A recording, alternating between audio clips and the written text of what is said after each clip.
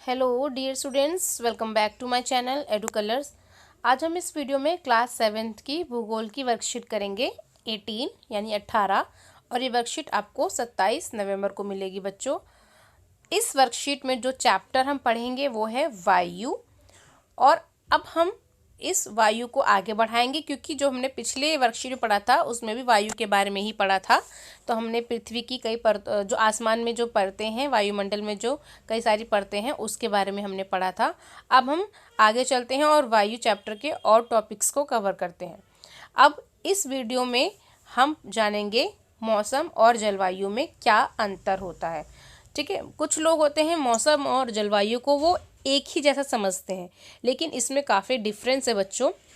मौसम क्या होता है, जैसे मान लीजिए किसी एक नियत स्थान की जो समय पर वायुमंडलीय स्थितियों को मौसम कहते हैं।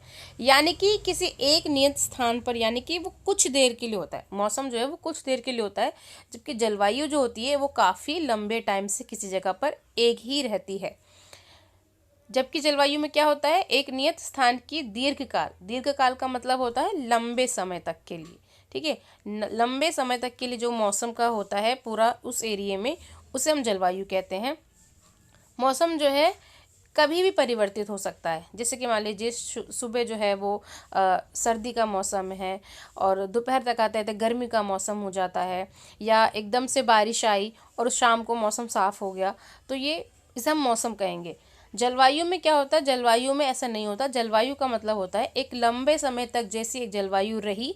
जैसे मान लीजिए लद्दाख की जलवायु है, वो वहाँ ठंडी रहती है, तो ये एक ऐसी जलवायु का उदाहरण है कि वहाँ पर ठंडी ही रहती है, तो वो काफ़ी समय से वहाँ पर ठंडी ही है।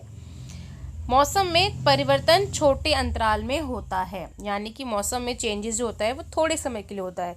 बारिश हुई तो मौसम अलग हो गया, उसके बाद दूसरा तरह का धूप निकल गई, तो ये थोड़े समय के लिए होता है।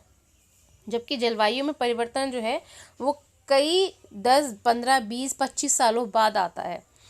मौसम में अगर हम देखें उसका उदाहरण, तो अभी धूप का निकलना, थोड़े समय बाद बारिश हो जाना, ये मौसम हो गया। जलवायु हो गई, जैसे भारत की जलवायु क्या है, मानसूनी है। यानी कि हमें पता है कि जून, जुलाई, अगस्त, सितंबर में वर्षा होगी। पानी जो है वो मानसूनी जलवायु की वजह से पानी जो है वो बरसेगा, हम सब जानते हैं। ये एक नियत है, दीर्घ काल से हम ये देखते आ रहे हैं, तो इसे हम क्या कहेंगे, जलवायु कहेंगे। चलिए, एक क्रियाकलाप दिया हुआ है बच्चों, आपको ये पता करना है कि आपके शहर का टेम्परेचर या तापमान कितना है। तो अगर आपको ये जानना है कि आपके शहर का तापमान कितना है, तो आप कैसे जानेंगे? आप टीवी में न्यूज़ देख सकते हैं, आप न्यूज़पेपर पढ़ सकते हैं, आप रेडियो सुन सकते हैं, या फिर आप मोबाइल में भी टेम्परेचर देख सकते हैं। अब मौसम को प्रभावित करने वाले कारक कौन कौन से हैं, यानी किसकी वजह से मौसम जो है बनता बिगड़ता है, आगे पीछे चेंज होता रहता है? तापमान की वजह से, वायुदाब की वजह से, पवन और आर्द्रता की वजह से। आज इस वर्कशीट में हम तापमान और वायुदाब के बारे में पढ़ेंगे। तापमान यानी टेम्परेचर, वायु में मौजूद ताप एवं शीतलता के परिमाण को तापमान कहते हैं। ठीक है, वायुमंडल का तापमान केवल दिन और रात में ही नहीं बदलता, बल्कि ऋतुओं के अनुसार भी बदलता है। शीत ऋतु की अपेक्षा ग्रीष्म ऋतु ज़्यादा गर्म होती है। यानी कि जो अगर हम कंपैरिजन करें टेम्परेचर का, तो हम ये देखते हैं कि सिर्फ दिन और रात में नहीं, बल्कि ऋतुओं के हिसाब से भी टेम्परेचर बदलता है। कैसे? जैसे सर्दी आ गई या फिर गर्मी आ गई, तो सर्दी के मुकाबले जो गर्मी है वो ज़्यादा पड़ती है। आतपन क्या होता है? आतपन एक महत्वपूर्ण जो है कारक है, और जो तापमान के वितरण को प्रभावित करता है। सूर्य से आने वाली ये ऊर्जा जिसे पृथ्वी रोक लेती है, आतपन कहलाती है।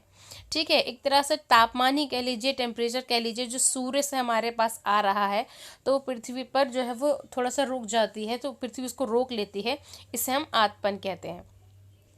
आतपन यानी सूर्य की गर्मी, ताप की मात्रा भूमध्य रेखा से ध्रुवों की ओर घटती रहती है। फॉर एग्जाम्पल, जैसे मान लीजिए ये अर्थ है, ठीक है, ये भूमध्य रेखा है बिल्कुल बीच में, ठीक है, और ये ऊपर कर्क रेखा और ये नीचे मकर रेखा।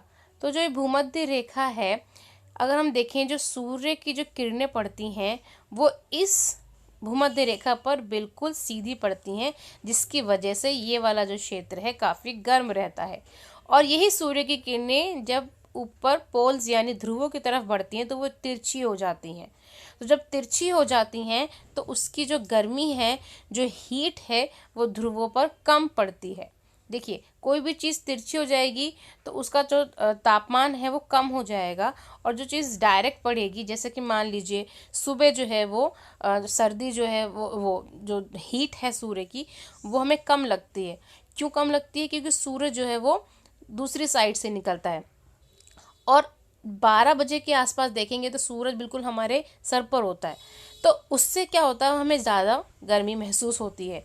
बस उसी का तरीके से आप एग्जांपल समझ लीजिए कि सूर्य के जो बिल्कुल सामने इक्वेटर वाली जो लाइन है, यहाँ पर गर्मी ज़्यादा, और ध्रुवों तरफ जब जब सूर्य की किरणें जो हैं वो तिरछी पड़ती हैं, जिसकी वजह से ध्रुवों पर ठंड रहती है। इसीलिए भूमध्य रेखा पर तापमान ज़्यादा और ध्रुवों पर तापमान जो है वो कम रहता है। गांव की अपेक्षा शहरों का तापमान अधिक होता है, क्योंकि शहरों में जनसंख्या अधिक रहती है। वहाँ फैक्ट्रियों, धुओं और इन सब की वजह से बहुत ज़्यादा ईंधन की खपत होती है, तो इस वजह से गर्मी का माहौल जो है वो शहरों में ज़्यादा रहता है।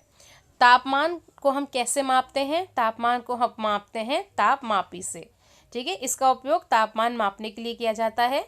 तापमान को मापने की मानक इकाई डिग्री सेल्सियस है। ओके, अब हम बात करते हैं वायु दाब की, यानी एयर प्रेशर। पृथ्वी की सतह पर वायु के भार द्वारा लगाया गया दाब वायु दाब कहलाता है।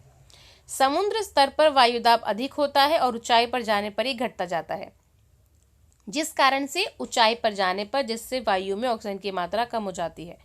अत्यधिक ऊंचाई पर वायु दाब व ऑक्सीजन की कमी के कारण व्यक्ति बीमार पड़ सकता है अथवा उसकी मृत्यु हो सकती है। पर्वतारोही इसी कारण से अपने साथ ऑक्सीजन सिलेंडर लेके जाते हैं।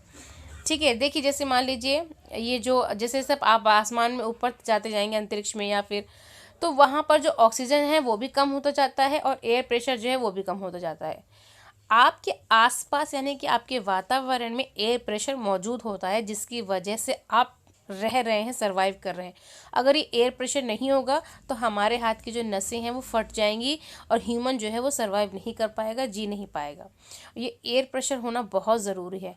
अगर आप कभी भी समुद्र के पास गए होंगे बच्चे, अगर आपने समुद्र देखा होगा तो वहाँ जब आप जाते हैं तो देखते हैं कि आपको एक अलग से आवाज़ सुनाई देती है, आपके कानों में बहुत तेज़ आवाज़ पड़ती है हवा की। क्यों? क्योंकि वहाँ पे एयर प्रेशर ज़्यादा है। आप वहाँ पर खड़े होकर एयर प्रेशर को ज़्यादा महसूस कर सकते हैं। आप एक नॉर्मल मैदान में खड़े हैं, आपको उतना एयर प्रेशर नहीं पता चलेगा, लेकिन जब आप एक सी के पास खड़े हैं तो आपको वहाँ पर एयर प्रेशर बहुत ज़्यादा फील होगा। इसीलिए जब एयर प्रेशर यहाँ जो वायुमंडल है यहाँ मौजूद है, लेकिन अंतरिक्ष की तरफ जाते जाते वो एयर प्रेशर और ऑक्सीजन जो है वो दोनों ही कम हो जाता है, जिसकी वजह से वहाँ सरवाइव करना मुश्किल हो जाता है। इसीलिए जब कोई पर्वतारोही पर्वत चढ़ता है तो अपने साथ ऑक्सीजन सिलेंडर साथ लेके जाता है। वायु दाब का क्षैतिज वितरण किसी स्थान पर उपस्थित वायु के ताप द्वारा प्रभावित होता है। अधिक तापमान वाले क्षेत्र में वायु गर्म होकर ऊपर उठती है। ठीक है, यह निम्न दाब का क्षेत्र बनता है। जब वायु ऊपर उठती है तो ये निम्न दाब का क्षेत्र हो गया बच्चों। ओके, और इसी के उल्टा निम्न दाब बादल युक्त आकाश एवं नए मौसम के साथ जुड़ा होता है। इसी तरीके से जहाँ पर अधिक तापमान में जब वायु गर्म होकर ऊपर जाती है तो वो निम्न दाब बनाता है। उसी तरीके से जब लो टेम्परेचर होगा तो वहाँ पर उच्च दाब का प्रेशर बन जाएगा। ठीक है, अपोजिट है। कम तापमान वाले क्षेत्रों की वायु ठंडी होती है, जिसके फलस्वरूप ये भारी होती है। यानी कि जहाँ पर ज़्यादा गर्मी है वहाँ पर निम्न दाब का क्षेत्र बनेगा, और जहाँ पर ज़्यादा ठंड है वहाँ पर उच्च दाब का क्षेत्र बनता है।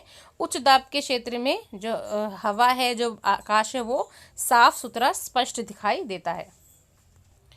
चलिए अब बढ़ते हैं प्रश्नों की तरफ। पहला प्रश्न है, भूमध्य रेखा से ध्रुवों की ओर जाने पर आतपन की मात्रा क्यों घटती जाती है? तो इसका आंसर है बेटा, विषुवत रेखा या भूमध्य रेखा पर सूर्य की किरणें सीधी पड़ती हैं, जिसके कारण सर्वोच्च औसत तापमान पाया जाता है। लेकिन जो ध्रुव है वहाँ पर सूर्य की किरणें तिरछी हो जाती हैं, जिससे कि वहाँ पर टेम्परेचर लो हो जाता है। जैसे कि मैंने अभी बताया था आपको, तो फिर बता देती हूँ, ये इक्वेटर है यानी भूमध्य रेखा, ये ध्रुव है और ये दक्षिणी ध्रुव है। तो ये सूर्य की किरणें हैं यहाँ पर सीधे पड़ेंगी, इसलिए यहाँ पर तापमान अधिक, और इधर जो है तिरछी पड़ने के कारण उत्तरी ध्रुव और दक्षिणी ध्रुव में तापमान जो है वो बहुत कम होगा। ठीक है बच्चों, चलिए अब हम बात करते हैं, अगले क्वेश्चन की तरफ हम बढ़ते हैं। तो अगला प्रश्न है हमारा, गांव की अपेक्षा शहरों में तापमान अधिक क्यों होता है?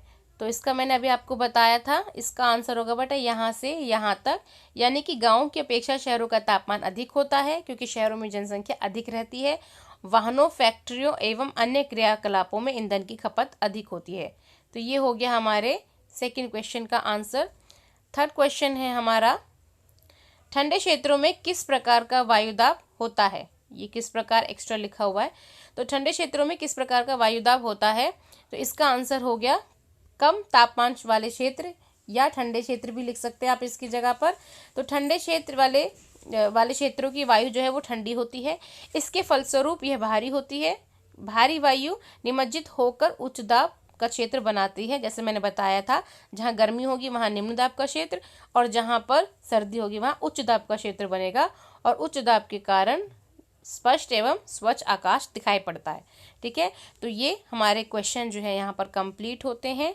ये तीसरे का आंसर हो गया बच्चों। यहाँ पर हमारे जो क्वेश्चन है वो कंप्लीट हो गए हैं। यहाँ पर एक चीज़ बतानी है बेटा, वायु दाब को मापने के लिए हम वायु दाब मापी का यूज़ करते हैं। ठीक है, जिस तरीके से टेम्परेचर को मापने के लिए ताप मापी है, उसी तरीके से एयर प्रेशर को मापने के लिए यानी वायु दाब को मापने के लिए वायु दाब मापी रखी हुई है। और यहाँ पर एक क्रियाकलाप 2 दे रखा है, इसमें आपको बताना है कि आपके आसपास का जो मौसम है, यानी एक हफ्ते तक आपको एक नोट बनाना है कि सुबह का मौसम कैसा, शाम का मौसम कैसा, फिर अगले दिन सुबह का मौसम कैसा और शाम का मौसम, यानी एक सप्ताह तक आपको ये इस तरह से नोट बनाना है, अपने एरिया में जहाँ पर रहते हैं वहाँ के मौसम की जानकारी का जायज़ा लेना है। तो बच्चों यहाँ पर ये जो वर्कशीट है मेरी कंप्लीट होती है। अगर आपको मेरी वर्कशीट अच्छी लगती है तो प्लीज़ मेरे चैनल एडू कलर्स को सब्सक्राइब करें, मेरे इस वीडियो को अपने फ्रेंड्स में शेयर करें। मेरा वीडियो देखने के लिए थैंक यू सो मच।